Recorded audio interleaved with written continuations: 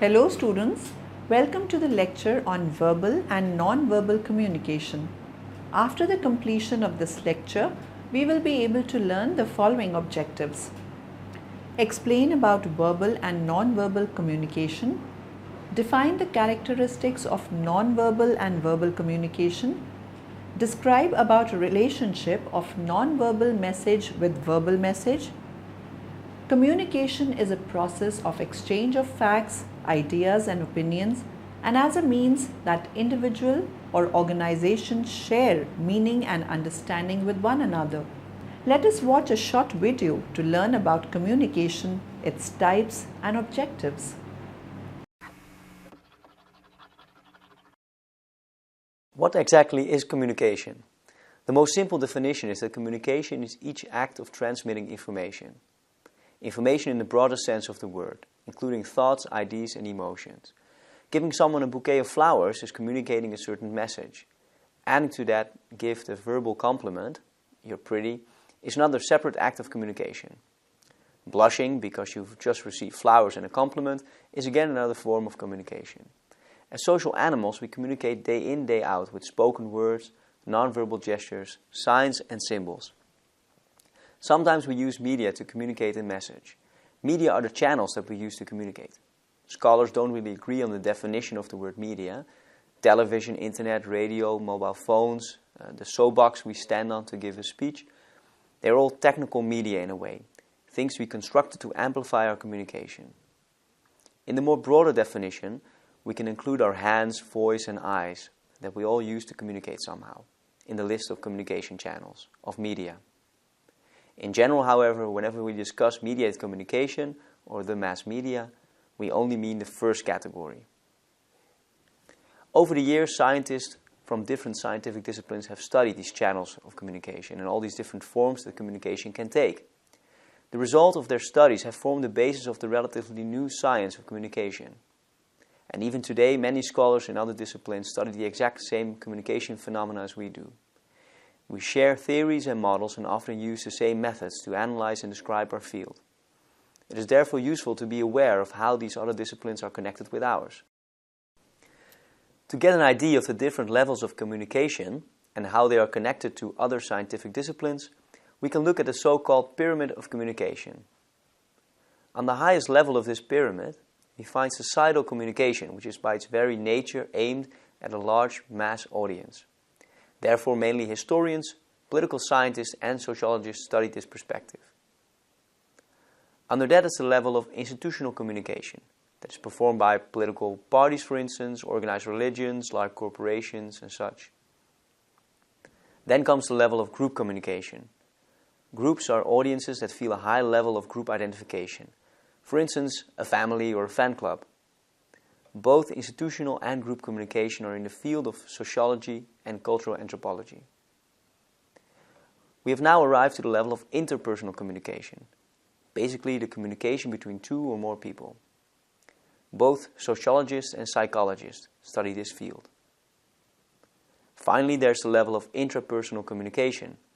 This will be the communication you have with yourself. But this will mean all information processing, thinking, internalizing information and the process of giving meaning to the world around us. And of course, this approach leans heavily on the discipline of psychology. Verbal communication is one way for people to communicate face to face. Some of the key components of verbal communication are sound, words, speaking, and language. Speaking can be looked at in two major areas: interpersonal and public speaking. In interpersonal speaking, etiquette is very important. The other major area of speaking is public speaking. Let us learn about the two in detail. Interpersonal speaking. Verbal communication is an essential part of business, and when it is executed correctly, good things happen. Here are some things which will make you an effective communicator. Remember to become aware of what you are saying. Apply the same process you use in written communication when you are communicating orally. Before you speak, think about your purpose, your main idea, and your audience. Organize your thoughts in a logical way. Decide on a style that suits the occasion and then edit your remarks mentally. As you speak, watch the other person to see whether your message is making the desired impression. Various situations call for different speaking styles. Here are 4 different styles that will suit every occasion. Expressive style is spontaneous, conversational, and uninhibited. Use this when you are expressing your feelings, joking, complaining, or socializing. Directive style is an authoritative and judgmental style. We use this style to give orders, exert leadership, pass judgment, or state our opinions. Problem-solving style is rational, objective, unbiased, and bland. This is the style most commonly used in business dealings. Meta style is used to discuss the communication process itself. Meta language enables us to talk about our interactions. Our speaking style is part of our personality style. Let's watch a video to know more about the different personality styles. Okay, today I'm going to talk about some of the personality styles. I'm sure all of you heard about these 4 personality styles. There is a book called Personality Plus by Florence Littauer. Let me make sure, Florence Littauer. It's a fantastic book. Highly recommend that you read. It's Personality Plus.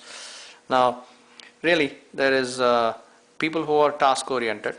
So we'll put task oriented people above this line. Let's make that the green line. Okay, and below the green line we'll put the people oriented people. Okay, task oriented are these mechanical, let's get the job done, and relationship are all all people oriented and friendly and all of that. So there are task oriented and people oriented, and then there are slow paced and fast paced people. I have heard this being taught by a person called Joe Pici in this manner. So here is what is known as a direct, bottom line oriented person, right? I believe that is a person who is known as a driver personality or a D personality. And then there is this person who is a life of the party, who wants to be in the limelight, who wants to be the center of attention. You have seen these people. They are the ones that are all constantly telling jokes, and they just enjoy parties. Without them, parties are no fun. They're totally fun oriented. Where these drivers are getting the job done, they're getting things done, they are excellent at accomplishing stuff and moving things forward quickly, especially when there's a clear game plan. Obviously, they have their own problems. They have to be very careful in relationships that they don't rub the people the wrong way and so on. And here it is the other way around. This person, I think, is called the impressive personality or expressive personality. So this person has to be careful about, just foo-foo. Everything is just goose faba. Instead, they should focus and get some things done. So here, on the other hand, is the slow people person. Some people call them the peaceful phlegmatic, the chill type of it, the cautious type of a person. This person preserves the sanity of most homes where they're fast-paced people. They tend to chill, they tend to relax, and they are calm. So in a storm, they are calm in a storm. Okay, they are the ones that preserve sanity and make sure there's a balance in life and make sure that things get done when there's an earthquake, for example. They have a balance of their mind. These are important people to have around, especially in emergencies and times of where these people literally lose it. And then you have the steady. These are your arts, your creative, your engineers, you're slow, you're deliberate, you're task oriented, you're meticulous, right? So hopefully all your engineers and accountants and designers fall under this category. So that is the D and the I and the S and the C, the 4 personality styles. The 4 personality styles is not to box you into one of these categories and say you cannot be the other. We all have, I myself probably have some of these, and so we all have a mix of these with some of them dominating over the others, but it's just good to know not only ours but the other person so we can relate to them, we can match them and connect with them. So that's the main point of this, this kind of a personality styles understanding. It's not to box somebody in and say, oh, that guy cannot do this guy cannot do that.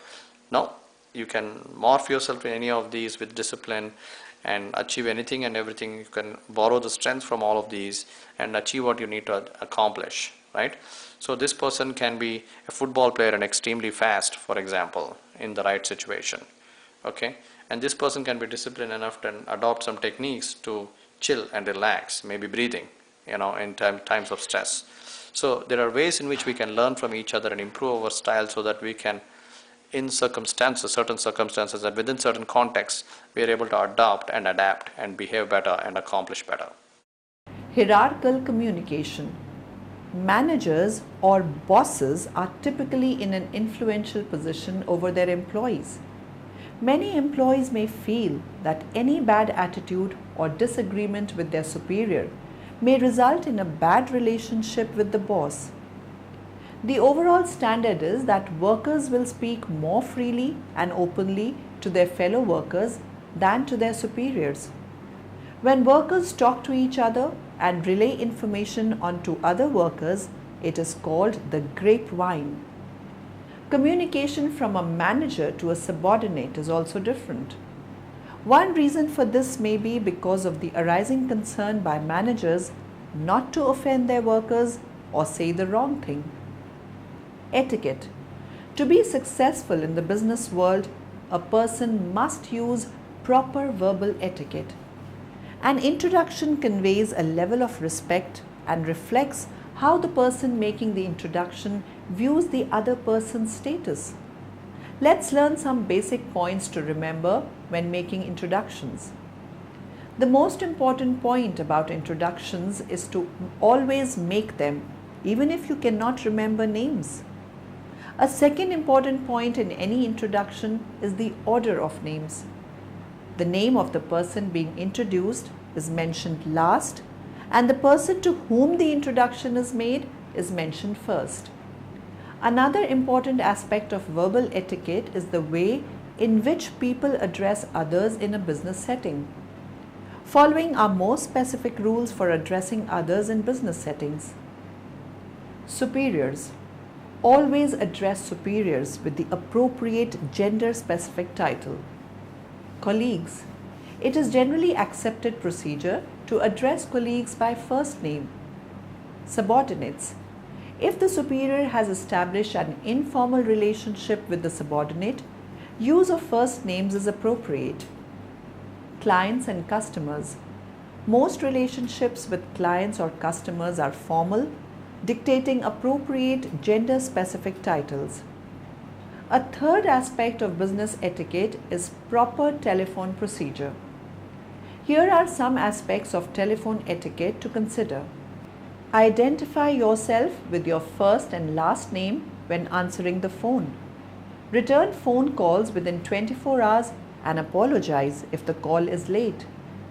Identify yourself when you place a call. Say your name, the company, business or department you represent. Public speaking. Public speaking is a process of speaking to a group of people in a structured, deliberate manner intended to inform, influence, or entertain the listeners. Let us watch a video to learn effective public speaking skills. Put your best foot forward every time. One of the reasons that many people fear taking the podium is they are afraid of being the focal point of everyone's attention, and they don't want to make a fool of themselves. There are several things you can do to foolproof your speaking event, so that you present well every single time.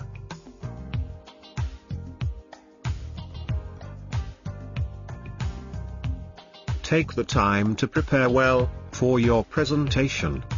Preparation enhances your confidence, and it's also an opportunity to refine any weak areas in your presentation. You can improve your presentation skills and enhance your credibility by planning, preparation and practice. There are two secrets of delivering a good presentation: preparation and practice. Take the time to prepare properly, and your chances of success will increase enormously.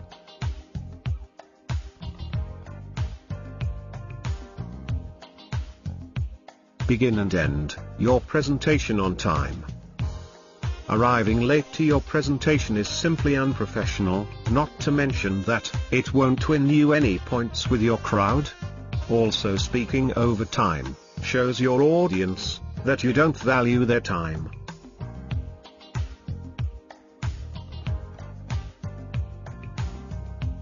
Know your audience. The only way you can really relate to your audience is if you know who they are. Profile your audience as follows. Are they male or female?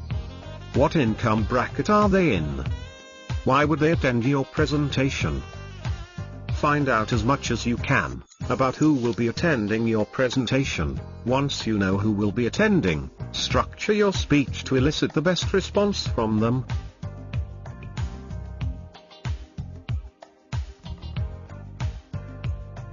Dress appropriately for your audience. It is always necessary to wear a suit, but not all speaking engagements require a business suit. There are many places where business casual attire has become the norm. It is always necessary to look well groomed. Make sure that your clothes are all clean and well pressed, your shoes are polished, and your hair is tidy. Always remember, first impressions are strong and very hard to change, so dress appropriately to achieve the right first impression.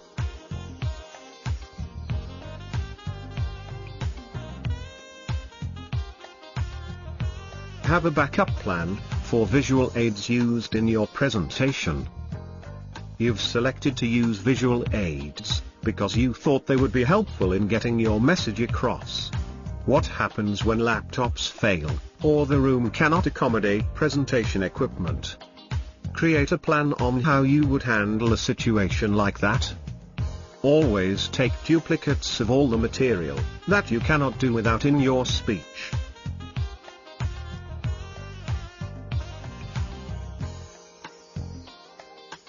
Tone down information overload.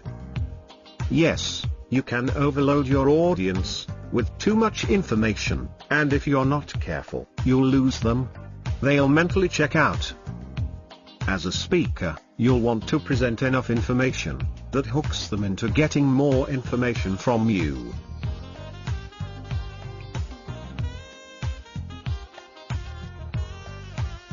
Don't use inappropriate humor. Humor can be a tricky thing, working for you or against you. You will really have to know your audience in order to use jokes or humor appropriately.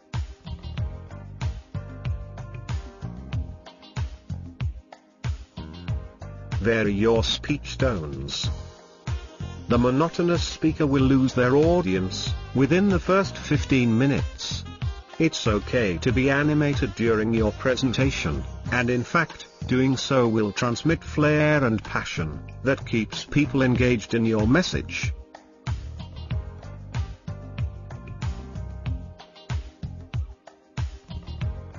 Relate your topic back to your audience. Basically, stop talking about yourself.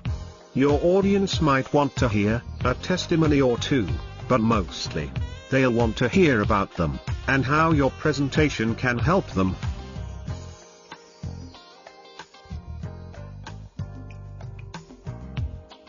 Learning from your experience. Remain calm when faced with hostility from the audience can help defuse a negative situation. Answers to questions should be kept relatively short, especially if you know there are other questioners waiting to be heard. Silence can be used to provoke an audience to ask questions. Your presentation can be foolproof if you take the time to minimize mistakes. By going through these key points, you can assure yourself that you are well prepared for any challenge that might come your way, and you will experience the success you've always dreamed of. A brief overview of non-verbal communication is body language, sign language, paralanguage, circumstantial language, space, surroundings and time. Let us study some aspects in detail.